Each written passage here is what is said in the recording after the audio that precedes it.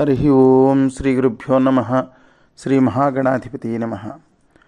అవిద్యానామంతస్థిమిరమిహిరద్వీపనగరీ జడానాం చైతన్యస్తబకమకరందశ్రుతిఝరీ దరిద్రాణాం చింతామణిగుణనికా జన్మజలధౌ నిమగ్నానాం దంష్ట్రామురరిపు వరాహస్య భవతి. శుక్లాంబరధరం విష్ణుం శశివర్ణం చతుర్భుజం ప్రసన్నవదనం ధ్యాయేత్ సర్వవిఘ్నోపశాంతయేత్. వందే గురుపదద్వంద్వమవాన్మనసగోచరం రక్తశుక్లప్రభామిశ్రమతర్క్యం త్రైపురం మహా.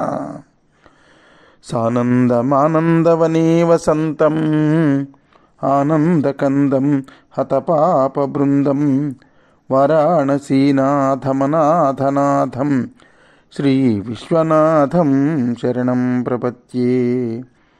విశ్వేశం మాధవం ఢుంఢిం దండపాణిం చ భైరవం వందే కాశీం గుహాం గంగాం భవానీం మణికర్ణికాం.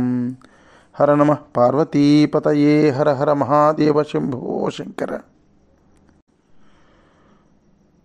తనకు కనీసం ప్రదక్షిణ చేయకుండా నమస్కారం కూడా చేయకుండా సతీదేవి తన పుట్టింట్లో యాగం జరుగుతున్నదని తన భర్త వద్దన్నా సరే ఎన్నో రకాలుగా చెప్పినా సరే వినకుండా, పైగా జ్యోతిష్య శాస్త్రం మీద అమ్మకి నమ్మకం కదా అని ఆ జ్యోతిష్య శాస్త్రాన్ని కూడా చెప్పాడు. ఇవాళ శనివారం వ్యతిపాత యోగం, అందులో నువ్వు పుట్టిందేమో ధనిష్టా నక్షత్రం, ఇవాళ ఉన్నది జ్యేష్ఠా నక్షత్రం. జ్యేష్ఠా నక్షత్రం నవమి రెండూ ఉన్నాయి, నీకు వ్యతిపాత యోగం కాబట్టి ఈరోజు వెళ్ళకూడదు అని చెప్పినా సరే వినలేదు. నేను మిమ్మల్ని అనుమతి అడిగాను, మీరు ఇవ్వడం లేదు, అయినా సరే నేను వెళుతున్నానని నడుచుకుంటూ వెళ్ళిపోతూ ఉంటే చూసి చాలా బాధపడినటువంటి శివుడు నందిని పిలిచి, ఒరేయ్ నంది, అమ్మ నడుచుకుంటూ వెళ్ళిపోతోందిరా, నువ్వు ఇప్పుడు ఆ అమ్మ శివుడి ఇల్లాల్లా వెళ్ళాలిరా, అలా నడుచుకుంటూ వెళ్ళకూడదు అంటే నందికి కొంచెం అర్థమైంది, కొంచెం అర్థం కాలేదు. అందువల్ల స్వామి మీరు నాకు ఆజ్ఞ ఇవ్వండి, మీరేం చెప్తే అది చేస్తాను అన్నాడు. అప్పుడు మహాదేవుడు చెప్తున్నాడు, పంచాస్యాయుత సంయుక్తం రత్నసానుధ్వజోచ్ఛిత్రం. పంచాస్యాయుత సంయుక్తం రత్నసానుధ్వజోచ్ఛ్రితం అన్నాడు. 10,000 సింహాలు పూల్చినటువంటి రథం మీద అమ్మ కూర్చుని వెళ్ళేటట్లుగా ఏర్పాటు చేయరా నంది అన్నాడు. మనం అనుకుంటాం కానీ ఆయన వెళుతూ ఉంటే బ్యాంకుల వాళ్ళు డోర్లు మూసేసి ఇక్కడ అప్పు ఇవ్వబడదు అని బోర్డు పెట్టేశారండి అని మనం కాశీఖండం ప్రారంభంలో ఎక్కడో చెప్పుకున్నాం. ఆయనకు ఐశ్వర్యానికి కొదవా? సకల ప్రపంచాలకి ఐశ్వర్యాన్ని ఇచ్చింది ఆయన. అటువంటిది ఆయన వెళుతూ ఉంటే ఏదో అలా చెప్పుకున్నాం కానీ బ్యాంకుల వాళ్ళు డోర్లు మూసేసి తాళాలు వేసేసి ఇక్కడ అప్పు ఇవ్వబడదు మీకు అని బోర్డు పెట్టేశారన్నది ఏదో సరదాకి చెప్పుకున్నాం కానీ ఆయన ఐశ్వర్యానికి ఏమిటండి కొదవా? ఆయన దగ్గర ఉన్నంత ఐశ్వర్యం ఈ అనంతకోటి బ్రహ్మాండాలలో ఎవరి దగ్గరైనా ఉందా? అంతటి ఐశ్వర్యం. పంచాస్యాయత సంయుక్తం రత్నసానుధ్వజోచ్ఛ్రితం మహావాత పతాకంచ మహాద్భుత్యక్షలక్షితం అన్నాడు. ఒకవేళ అమ్మకి రథం మీద వెళ్ళడం ఇష్టం లేదే అనుకో, ఇక్కడి నుంచి అక్కడికి విమానం మీద తీసుకెళ్ళండి. ఆ విమానం కూడా ఇంద్రుడు కుబేరుడు మొదలైన వాళ్ళు ఎవ్వరి దగ్గర కూడా అంతటి దివ్యమైనటువంటి విమానం ఉండకూడదు. అటువంటి విమానం మీద తీసుకెళ్ళండి అమ్మని. అంత బ్రహ్మాండమైనటువంటి విమానం ఏర్పాటు చేయండిరా అని అనగానే మనస్సు వాయువు చక్రాలుగా 10,000 సింహాలను పూల్చినటువంటి సూర్య చంద్రులు గొడుగులుగా, తక్షకుడు మొదలైనటువంటి పాములు తాళ్లుగా, ఓంకారం ప్రణవం సారథిగా కలిగినటువంటి ఒక దివ్యమైనటువంటి రథాన్ని తీసుకొచ్చి సతీదేవిని కూర్చుండబెట్టారు ఆ రథంలో. కేవలం ఒకే ఒక్క క్షణంలో సతీదేవి యజ్ఞమంటపానికి చేరుకున్నది. కానీ యజ్ఞమంటపానికి చేరుకున్నటువంటి అమ్మకి ఒక్కడు కూడా సతీ వచ్చావుటే రావే అని అన్నవాడు లేడు. ఆదరణ లేదు. తన తోబుట్టువులు కూడా పలకరించలేదు. తమ భర్తలతో వచ్చినటువంటి తన అక్కా చెల్లెళ్ళు ఎంతో ఆనందంగా అటు ఇటు తిరుగుతున్నారు.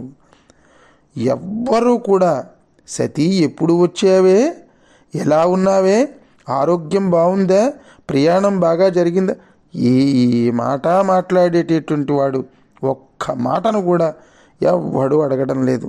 తన అక్క చెల్లెళ్ళు కూడా అడగడం లేదు. ఆ అక్క చెల్లెళ్ళ వరకు ఎందుకు, తనని కన్న తల్లి కూడా సమీపానికి వచ్చి అమ్మాయి ఎన్నాళ్ళయిందే నిన్ను చూసి అని గట్టిగా కౌగలించుకోవడం లేదు. ఒక్కసారి దుఃఖితురాలైపోయింది సతీదేవి. ఎవరు అడిగినా అడగకపోయినా, ఎవరు రమ్మన్నా రమ్మనకపోయినా తానే యజ్ఞశాలలో ప్రవేశించి తనకు జన్మనిచ్చినటువంటి కన్న తండ్రి ఎదురుగా వెళ్ళి నిలబడగానే చూశాడు దక్షుడు. చూసి ఎవరమ్మా నువ్వు అని అడిగాడు. తండ్రి నోటి వెంట ఎప్పుడైతే ఆ మాట విన్నాదో, ఆ మాట వినగానే అమ్మకు గుండె పగిలిపోయినట్లయిపోయింది. నాన్నగారు, మీరు నన్ను గుర్తుపట్టలేదా? నేను మీ కూతురిని, సతిని నాన్నగారు అన్నది. మా అక్క చెల్లెళ్ళనందరినీ పిలిచి నన్ను ఎందుకు పిలవలేదండి నాన్నగారు అని అడిగింది. ఓహో, సతివా నువ్వు, సతి నీవా? ఎలా ఉండేదానివమ్మా నా దగ్గర ఉన్నప్పుడు, ఎలా అయిపోయావే ఇప్పుడు, గుర్తుపట్టలేకపోయానే. నువ్వు సర్వమంగళవే నా దగ్గర ఉన్నప్పుడు. అయినా నీ తప్పేం లేదమ్మా, తప్పంతా నాదే. నా అజ్ఞానం వల్ల ఆ నిరీశ్వరుణ్ణి ఈశ్వరుడు అనుకుని వాడికిచ్చి పెళ్లి చేశానే. ఒకవేళ నాకు ముందే తెలిసి ఉంటే ఆ మాయావికి నిన్నిచ్చి పెళ్లి చేసేవాడినే కాదమ్మా. అతని పేరు శివ అని ఉందని సంతోషపడిపోయాను, కానీ అశివరూపుడని తెలుసుకోలేకపోయానే తల్లి.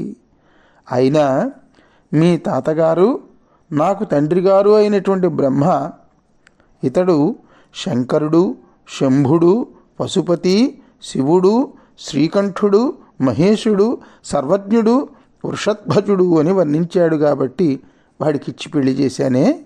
కానీ అతడో విరూపాక్షుడు, వృషభవాహనుడు, విషభోజుడు, శ్మశానవాసి, త్రిశూలి, కపాలమాలి, సర్పధారి, గంగాధరుడు, జటి, కళంక చంద్రధారి, భస్మలిప్త శరీరుడు, కౌపీనధారి, దిగంబరుడు, గజచర్మధారి, భిక్షకుడు, తమోగుణుడు, రుద్రుడు, రుద్రపరివారుడు, స్థాణువు, ఉగ్రుడు, మహాకాలమూర్తి, అస్థిమాలాధరుడు, జాతి గోత్రహీనుడు, ఎవరికి అర్థం కానివాడు. బ్రహ్మగారు చెప్పడం వల్ల మోసపోయానే తల్లి. నీ భర్త అలంకారాలు, అతడు చేసేటటువంటి చేష్టలు అన్నీ అమంగళములేనే. అందువల్ల నువ్వు సర్వమంగళవు. కాకపోతే నువ్వు నా కూతురివి, నువ్వు సర్వమంగళవు. వాడు అస్సలు మంగళం అనేటటువంటిదే లేనిటువంటి వాడు. అందువల్ల నువ్వు సర్వమంగళవి కాబట్టి నువ్వు రావచ్చు. అమంగళ రూపుడైనటువంటి మీ ఆయన మాత్రం మంగళమైనటువంటి ఈ యజ్ఞానికి రాకూడదు అన్నాడు దక్షుడు. తండ్రి అయినటువంటి దక్షుడు తన భర్తని అంత మాట అనేసరికి ఎక్కడ లేని దుఃఖం వచ్చేసింది సతీదేవికి. కన్న తండ్రే కావచ్చు, కన్న తల్లే కావచ్చు, ఒక్కసారి వివాహమైన తర్వాత తన భర్తని కన్న తల్లి కానీ కన్న తండ్రి కానీ ఒక్క పన్నెత్తి మాట అంటే ఏ భార్య కూడా ఈ భారతదేశంలో సహించదు.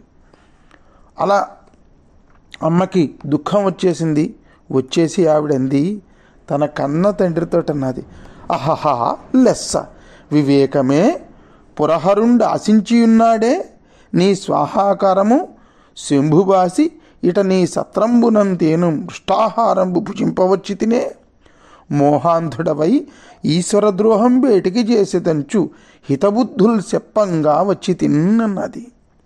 ఎంతటి మహత్తరమైనటువంటి పద్యం వేశారండి శ్రీనాథ కవి సార్వభౌముడు. ఎక్కడ శార్దులం వెయ్యాలో అక్కడ శార్దుల వృత్తంలో వేసేశారు కవి సార్వభౌముడు. నాన్నగారు, నా భర్త అయినటువంటి శివుడి గురించి ఆయన ఎవరికీ అర్థంగాడు అని అన్నావే, నిజమే. ఆయన గురించి తెలిసినటువంటి వాడు ఎవడు? నాకు శివుడు పూర్తిగా తెలుసండి అన్నటువంటి వాడు ఈ అనంతకోటి బ్రహ్మాండాలలో ఎవడైనా ఉన్నాడా? ఆయన గురించి తెలుసుకున్నటువంటి వాడు ఎవ్వడూ లేడు. ఆయన పై శరీరాన్నే నువ్వు చూశావు. ఆయన పైన శరీరాన్ని చూసి, ఆయన వేసేటటువంటి వేషాలను చూసి కొంతమంది అజ్ఞానులు ఆయనను నిందిస్తారు. ఆయనను అనకూడనటువంటి మాటలు ఎన్నో అంటారు. ఆయనకున్నటువంటి యథార్థమైనటువంటి స్వరూపం ఏమిటో తెలుసుకోలేక నువ్వు ఇప్పుడు మాట్లాడినట్లే నిందావాక్యాలు చాలా మాట్లాడుతూ ఉంటారు. నిందావాక్యాలు పలికే వాళ్ళ బ్యాచ్లోకి నువ్వు కూడా చేరిపోయావు నాన్న. నా భర్తని, ఆ శంకరుణ్ణి ఇన్ని రకాలుగా నిందించావు. ఆయన నిందించినటువంటి నిన్ను నిజానికి ప్రాణాలతో ఉంచకూడదు. ఆయనే నీ స్వాహాకారాన్ని ఆశించి నువ్వు యజ్ఞంలో స్వాహ అని వేసేటటువంటి హవిస్సుల గురించి ఆయనేం ఆశించలేదు. నా భర్తని విడిచిపెట్టి వచ్చి నీ ఇంట్లో ఇచ్చినటువంటి పట్టు చీరలు కట్టేసుకుని నువ్వు పెట్టేటటువంటి పంచభక్ష పరవాన్నాలు తినడానికి నేను వచ్చాను అని అనుకుంటున్నావేమో. నేను వచ్చింది ఎందుకో జాగ్రత్తగా విను నాన్న. ఈశ్వర ద్రోహం చెయ్యొద్దు నాన్న, నిరీశ్వర యాగం చెయ్యొద్దు అని నీకు బుద్ధి చెప్పడానికి వచ్చాను నాన్న అని. ఇంకా శివుడంటే ఏమనుకున్నావు నాన్న అని అమ్మ ఇంకా అలా చెప్పుకుని వెళ్ళిపోతుంది ప్రవాహంలాగా మాటలు. అమ్మ ఇంకా ఏం చెప్పిందో మనం రేపటి భాగంలో శ్రద్ధగా వినేటటువంటి ప్రయత్నం చేద్దాం భక్త మహాశైలారా. అంతవరకు స్వస్తి ప్రజాభ్య పరిపాలయంతాం న్యాయేన మార్గేణ మహిమహీషాః గో బ్రాహ్మణేభ్య శుభమస్తు నిత్యం. లోకా సమస్తా సుఖినో భవంతు, సర్వే జనా సుఖినో భవంతు. హర నమః పార్వతీపతయే. హర హర మహాదేవ. శంభో శంకర.